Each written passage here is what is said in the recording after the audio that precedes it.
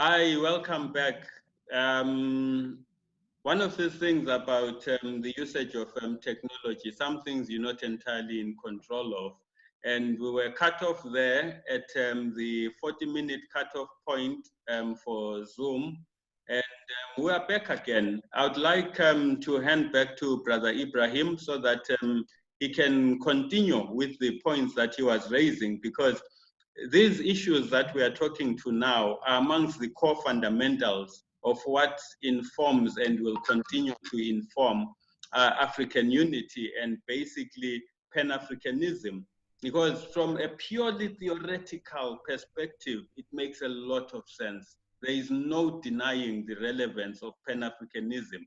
But the question now is translating it to the ground. The point that Brother Astemari put on the table, which Brother Ibrahim is also basically speaking to. These are the issues that now are saying, as against, like I said earlier, as against simply saying what is the role of the masses, where are the masses? Because for us to be able to identify the masses have to identify themselves as a collective in advancing Pan-Africanism. So we need to go back a step further. Before we can even ask where they are, we ask as to whether they basically conceptualize Pan-Africanism the same way that we conceptualize it, or are we just basically thinking in the sky and failing to relate with the ground? I think we need to basically be honest to ourselves and interrogate these issues. Thank you, my brother. Back to you. Yeah, as I was saying, an African, we are the children of Africa. We have to be proud of our Africanism, that we are African. Nothing can change that. But we, the Africans in general, we don't visit each other. We don't go to different countries. South African, you ask South African, where do you want to go? England or America, visit. You ask someone from Guinea, where do you want to go? France, Belgium, America, England. But no one will say, oh, I want to visit Gambia, or I want to visit Zimbabwe, Botswana. We don't see those places. We don't interact with their culture to know how other people live in other places. We are all the same. We are all the brothers. I'm going back to 1989. Maybe I told you when the time we met in Cape Town a few years back. Yeah, I'm Guinean, born in Guinea. My dad worked for the government, late Sekou Touré. I grew up in Liberia. Came back to Guinea in 1989 when the Civil War started. I didn't know anything about Pan-Africanism. I didn't know anything about, let's say, Africa in general. But then I came to a city called Kindia in Guinea, where I was there for 3 months. That was the first time I met this organization, Tanzania. They call them Tanzania. I think I told you, maybe it's something secret. I shouldn't talk about those things. No. Feel free, my brother. This is an open platform. Okay. Yeah, please feel free, my brother. Yeah. All right. So when I came there, I was like 19 years old. I saw in the morning, I could hear people singing. And that sound was so nice to my ear. I'm like, this sounds like South African singing, because you listen to the music. The first music we knew was even Shaka Shaka and Molatola Motequin, whom that old guy, you know, that sound was like, Mashatini and the Mawatela Queens. That's right. Yes. And that sound, I could hear that early in the morning, and there was a group of boys singing. Hi, South Africans are here. South Africa, we call them the Zulukas. That's why we knew the Zulukas. Yeah. So I'm like, oh. Then I wake up, I asked my cousin. I said, I heard people singing. They said, oh, there are South Africans here. Hello? Yes, we can hear you, my brother. Carry on. Okay. Then the next morning, because we live near the barrack, I walked in there just to see them. I saw them, group of them. I came closer to them, started talking to them, and got to know them. They were telling me story. Every day I cried when they tell me the story about apartheid. And I was like, no way, I have to join them. And which I did. Mm-hmm. I met Raymond Johnson, who was the representative of PAC in Western Africa, was in Guinea. I tried to get his address, went there, joined them. I wanted to come to South Africa during the apartheid to fight against the apartheid. Sure. Signed everything, and then maybe God was not on my side to be on the part of Africa. Then I end up being in Europe. But my heart still goes with South Africa, and it goes to Africa in general. Africa, we come together, we make things. We are stronger. Africans are stronger. Our mind is stronger. We can do anything we want to do, but we just have to have confidence in ourselves. Try to see, go around, talk to other African countries, talk to other people from different culture, from different religion background. I can see we don't have that in Africa, and we have to go for that. That's what I was about to say. That's great, my brother, because you see, what you've just said takes us back to the issue of our miseducation and diseducation. If now I were to say on this platform, is there anyone here who has heard of Romeo and Juliet? Almost all of us. Yeah. Yeah. Valentine, Romeo and Juliet? Yes. Brother Temari, Romeo and Juliet? I've heard of them. This is the thing. We are in different countries altogether. We've heard of them. And who has heard of Patisanyati? Yeah. Brother Temari? No. Valentine? Yes. You see, the reason why Valentine and myself know Patisanyati is because he's from Zimbabwe. He's from Bulawayo. And that is where basically we grew up. But he's one of the most respected writers and historians in this part of the world. But the system educated us in such a manner that we get to understand and know more about it than we can ever get to know about ourselves. Hence the reason why the School of African Awareness is saying, let's Africanize education. Let's revisit the effects of miseducation and diseducation, because the thing that has been given to the masses has taught us that we should be insular in our approach. And in our being insular, we disregard what we can get from each other as African people, but look to everyone else as our saviors. We see it even now. Classic example for me right now is the issue with COVID-19. We are busy buying masks from China, but how much material do we have in Africa to be able to make our own masks to the standard that basically is said to be the standard that the world recognizes? But we are spending literally millions upon millions of dollars buying these masks from wherever, China particularly. And then we have a scenario where Senegal invented a test kit that costs $1. But how many African countries are buying test kits from Senegal? Instead, we are looking to China for test kits. We are asking Europe and the US now for test kits because the Chinese ones are said to be giving false positives. Here is Madagascar. they've just come up with a medication. Even our own African people are doubting the Madagascar medication and are ready to say, let's try the European one. Let's try the American one. So our nationhood is also affected by the fact that we have been basically conditioned to put our individual ethnic groups above the nation itself.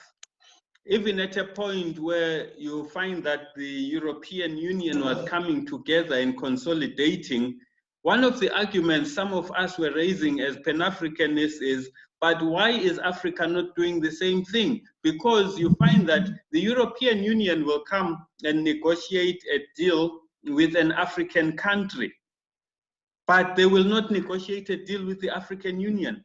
And our leaders are okay with that. And that's what now happens. And to your point, Brother Astemari, one of the reasons why we find ourselves caught up in this situation is that some of our politicians basically owe their existence to tribalism.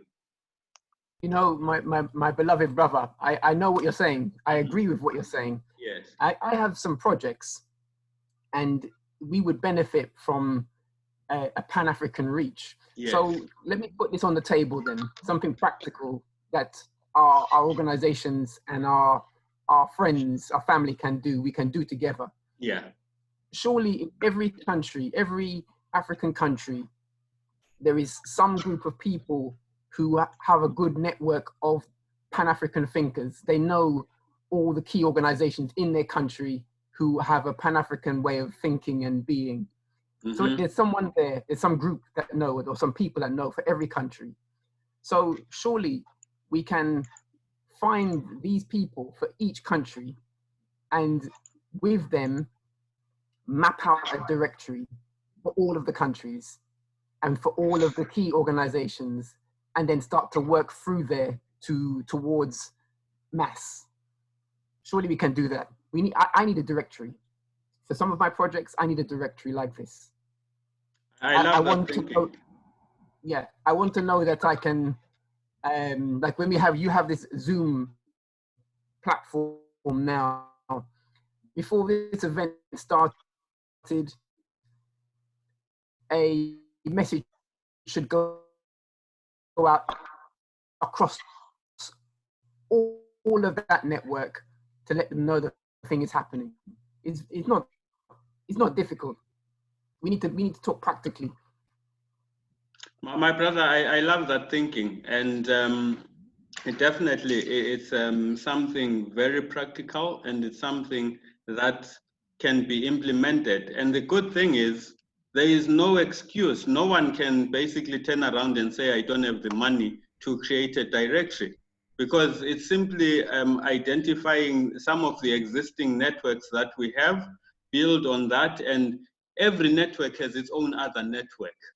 And we can create this directory such that each and every country basically has a directory, and we push in that. Maybe as one of our deliverables as we go forward and as we build the synergies that we are building, is to create this directory, give ourselves a timeline that, okay, by such and such, we should have at least a directory in place, and we continue to grow it from there. We continue to expand it from there. Because the good thing about what you are saying is that over and above the fact that it's practical, it also helps us to bridge the divide in as far as ethnicity is concerned. For instance, when we talk about the School of African Awareness, we're in different countries. And now we've started a working relationship with students in China. And so it means, therefore, that when you expand that far, you have students in China who are from Mozambique, who are from Kenya, who are from Ghana, who are from Nigeria, who are from Tanzania, you name it. So, and these people all have their own different networks as well. So my brother, I love that. Let's take that as a practical project that we are working on to create this directory, and then we see how we go forward with that particular directory. Anyone else, my brother, please feel free to jump in. You don't have to raise your hand if you want to make a contribution. I can lend a good project management. You're breaking up, my brother. Sorry, I didn't hear what you said. I just wanted to ask if he can go back again, because I was not paying more attention. I wanted to get what he was saying. I didn't understand everything he said. I will say it again, no problem. So thank you. In every country across Africa, there must be a few people who know the network of Pan-African thinkers and organizations in their country. There must be some people that have a good sense of the lay of their land. Surely we can come together to find those people, then build a directory from each country for the network, and then systematically work through the whole continent and build a layer of that kind of network of knowledge, a database. Surely we can do that. Yes, that's right. I got you. Yeah. As Obama said, yes, we can. Yes, well, we can do that. Let's do that then. Yes, we can do that. We have to be practical. We have to be practical. Yeah, this is a practical, simple thing. We can do this thing. It takes time, but it can be done. You're right. It can. And my suggestion was also is like, if we have like some meeting, excuse me, Pan-African meeting somewhere in, could be in South Africa, could be anywhere in the world, would it be easier if you just put on the forum that everyone can see? Absolutely. Then people can see, I want to go there. I want to go and take part of this thing, what is going on. Like 2 weeks ago, we were having this chat here. I think, brother, you were saying something about Tanzania. You guys went to Tanzania or somewhere like that. But if we knew about something like that, it's being on the platform, Pan-African meeting is somewhere in this country or that country, maybe that could also be the chance for us to take. So, okay, I'm going to go there and see. I'm Muslim, but I'm in an organization in Holland. I'm Dutch citizen, by the way. It's called Focolare. Focolare is mainly Christian people. They meet every 5 years in Rome. Okay. I took part. We got the bus from Amsterdam to Rome for a week. We were there, and there were people from Focolare from everywhere in the world that came. The young, old, everybody who could make it came to see. I went there for curiosity. So we, as a Pan-African, we could also do that. We have to put those out, speak loud for people to hear, like brother says, people to see what is going on. We don't have to have just a small group. Just put on and try to bring people to see the place. My brother, I'm fully with you on that, and I agree with you fully. And I'm glad that you talk about Tanzania, because from where I'm sitting right now, my thinking is that if we are to identify a place in Africa for us to have any sort of meaningful engagement or platform to work on, we need a country that is progressive, if I can put it that way, and a country which is inclined towards our line of thinking and reasoning, which is Pan-Africanist. And from what I'm seeing right now, I would say the leader in that would be Tanzania and Madagascar, that seem to be really standing strong and challenging the West, and everyone is following suit from there. So I think what we can basically do is that as we formulate the directory that Brother Astemari is talking about, we also ensure that we have a forward looking thinking which will take us to the next level. In as far as this gathering that you're talking about, it's interesting because I was thinking to myself recently, even when I was looking at the whole idea of where the masses are, looking at the Pan-African Congresses that have sat from the first right up to the 8th, that the missing ingredient has been the broader generality of the community of Africans. It's mainly the intellectuals who meet and deliberate, and then they write papers and write books, but that never translates to anything practical and applicable on the ground. And I see that Brother Astemari has put on the chart a platform that can be used to build this project. May I suggest, Valentine, that you also take note of that and write it down so that you can pursue it further with Brother Astemari, and then we build on that, because you are the techno guy. Brother Ibrahim and myself are not very much technical in that particular regard, unless maybe Brother Ibrahim is hiding something. I know. Can I propose something regarding this? No problem. Please do. I'm going to set up a project space in this place so you can see it. Okay. I would have it done before we finish our meeting. Excellent. And if I have an email and the name for each person, then I will send a login to each of you so you can log into it. Okay. And if you need assistance to know how to use it, then I'm happy to talk one-to-one with whoever needs that, and I'll explain it so you can see how it is.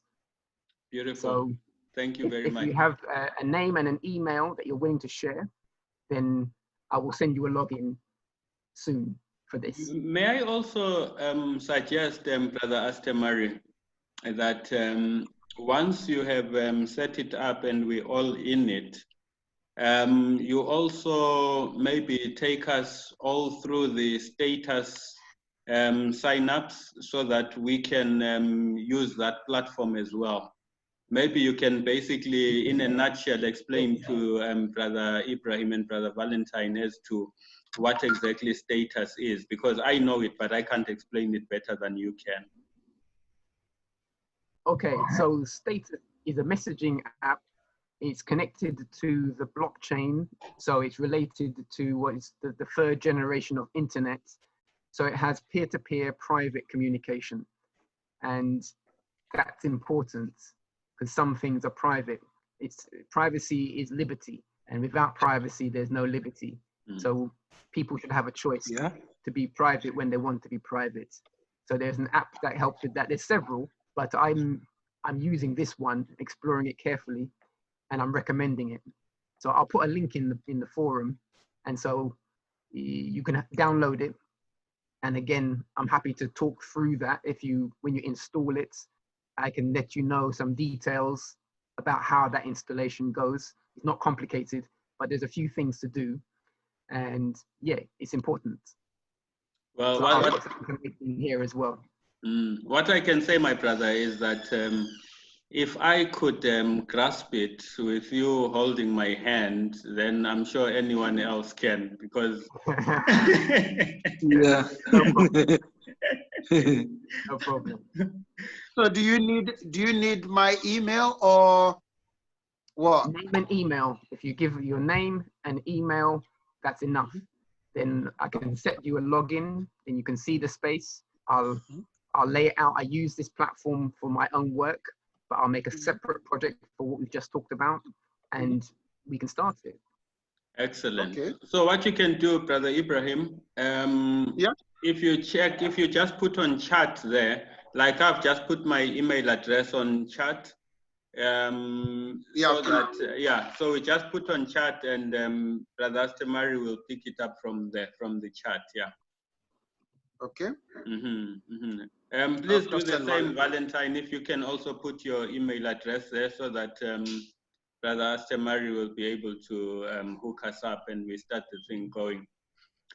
Because yes, no, we've already exchanged emails. Ah, excellent. Okay. Cool. That's great.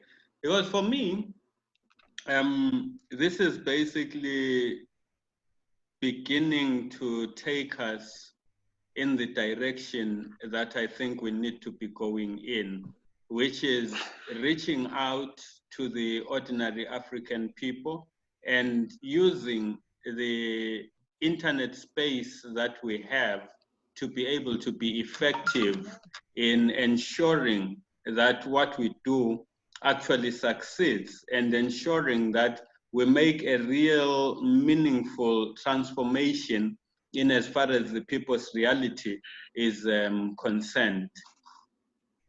So I love it. I really love it. Because you see, like Kata was saying, I remember the 8th Pan-African Congress.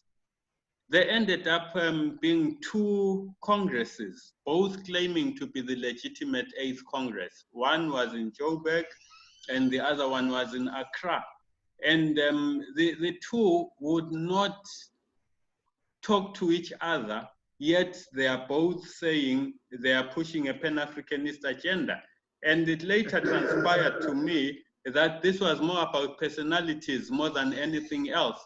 I want my name to be there on top, that I'm the one who put this thing together. So I want my name to be recorded in the books to say that Sabelo did it. And then someone else also wants their name, but we don't understand that the broader collective is what is most important. So my thinking, given what you said, Brother Ibrahim, is that maybe this can be a platform which will take us forward to having a 9th Pan-African Congress, which will be different in the sense that it will be a masses-based Pan-African Congress. Because from what I have gathered now is that almost anyone can get up and take ownership of running the Pan-African Congress. I remember when the meeting started, for the one that ended up being the Joburg one, I was part of that meeting. Dr. Napudere from Uganda was part of that meeting. Dr. Chinweizu, despite the fact that he did not attend on the day that we met in Joburg, was part of the meeting. But the 3 names that I mentioned, which is myself, Napudere, and Chinweizu, ended up being dropped out of the equation, because our fundamental question was, in what sense are the masses being represented in what is being suggested? It ended up being an intellectuals thing.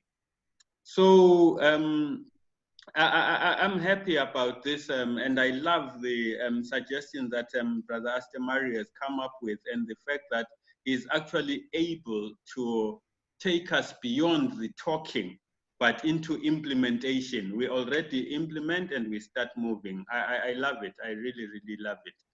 And we're into our last 10 minutes. I think let's work towards rounding off. And I'll start getting ready for my next Zoom meeting as well. So please feel free, my brothers, to talk as well on anything that we need to look into as we go forward.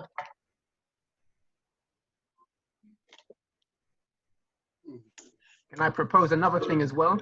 Please do, my brother. I think it would be useful to have a WhatsApp forum for this project, so we can communicate in there. And anyone that we know that would know people in different countries who can contribute to the directory, then they can just join in and add the name in. Obviously, a directory is a public thing, so the people who put themselves in it will have to know if they are public in what they're doing, then they should be happy to be in a directory. Absolutely. That's what a directory is. Maybe what you could also do, my brother, is that if you don't mind, in the whole conceptualization of the directory, if you can also give us a direction as to the fields that will be needed, like name of organization, contact details, and maybe a brief description of what that organization does and the country, that sort of thing. Maybe if you can also put that into place so that when we start reaching out, we are actually reaching out and saying, here is a template. This is what you need to fill in to be part of this directive. Okay. Yeah. I can do that. More to that. That's a very good point. More than that, I have a lot of software platforms like this. So I have one for surveys, and I can set up a survey that will have those things in it. Then people can go there, fill in the details, and it will come clean into a database. So that's really great. Maybe we can also include in that for them to indicate how they see their organization adding value at grassroots level, something like that, so that we get people to start thinking more about what they are doing at grassroots level. Because we have a lot of organizations who exist, but they are not making any impact whatsoever at grassroots level. Maybe this will begin to start making them to think more about how they can be practical at that level as well. That's a good idea. Maybe if everyone here can put their comments, any thoughts you have about what should be in the questioning or in the information request to be in the directory, bring it forward and we'll summarize it. Beloved, I will make sure you are an admin for this thing I'm setting up. So you will be able to administer it as much as I can. And for the WhatsApp forum as well, I administer some other WhatsApp forums. So I'll set you as an admin, then you can add people in as you know should be in there. Great, that sounds great, my brother. Okay, I would like to close it off on that note, and the same way Can I say? Sure, my brother. I just have a minute? Yeah. Please. I've got two friends in the state in America, but they are American, Black American. They are more interested because I've been talking to them about it. They want to join. Are they allowed to join the group or not? Because they're not African. My brother, as long as they are of African ancestry, regardless of where they are in the world, they are welcome. Because as we speak right now, one of them just got his. Yeah, one of the people I have in mind is a brother who is in India, from the cities, who have been in India now for more than 800 years. And that's one of the, so no, definitely, my brother. Like what we were saying earlier about the global African nation, as long as they belong to the global African nation, this is their home, this is their space, and they deserve to be in the directory. Okay, so I'll do my best in that case. Sure, my brother. I'll just play off again with Nkosi Sigelela, and then we will hook up again. Remember, we're meeting again on Saturday. Yeah. Thank you. Yeah. Thank you.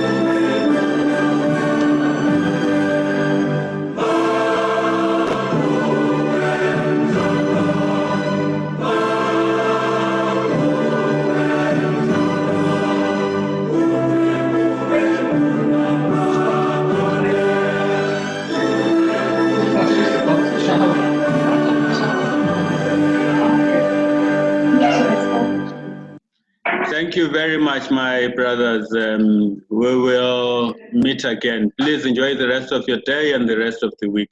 So let's get to work. Let's get to work. Thank you very much. Take care.